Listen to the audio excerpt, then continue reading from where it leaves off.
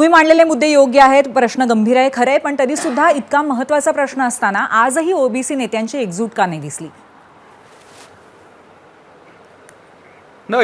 एकजूट काय नाही दिसली. आज तिथं वडेट्टीवार साहेब होते, त्याच्यानंतर माणिकराव ठाकरे, अनिल देशमुख, त्यानंतर लक्ष्मण हाके, प्रकाश अण्णा शेंडगे, नवनाथ वाघमारे, लिंगायत समाजचे धोंडे, अनेक समाजाचे हे नेते सगळेजण ना. होते, यांना मग आम्ही एकजूट पाहिलं. पण आणखीन- मंगेशजी, त्याचबरोबर जी.आरचा पहिल्या दिवसापासून विरोध करणारे छगन भुजबळ नव्हते, बबनराव तायवाडे नव्हते, याबद्दल काय म्हणाल?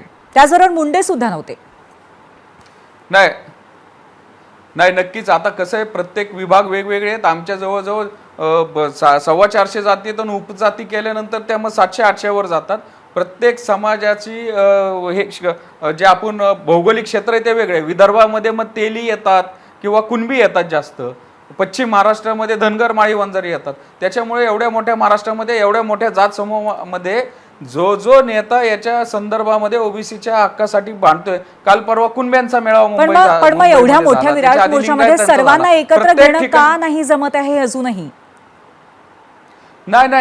नाही नक्कीच येईल, पण प्रत्येकाचे वेगवेगळे कार्यक्रम असतात, पक्षाचे कार्यक्रम असतात.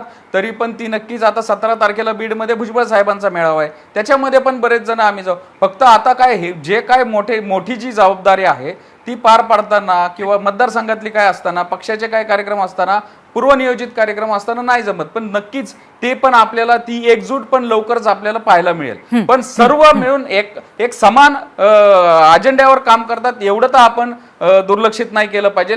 2 सप्टेंबरच्या JRला मग सत्तेमधले पण काही जण असो किंवा विरोधातले पण असो, मग परिणय फुके पण विरोध करतात, भुजबळ साहेब पण. बरोबर आहे. मंगेशजी, तुमचा मुद्दा कळलाय आणि अर्थातच तो पोहोचलेला आहे लोकांपर्यंत. पुन्हा एकदा मी तुमच्याकडे येईनच, पण आता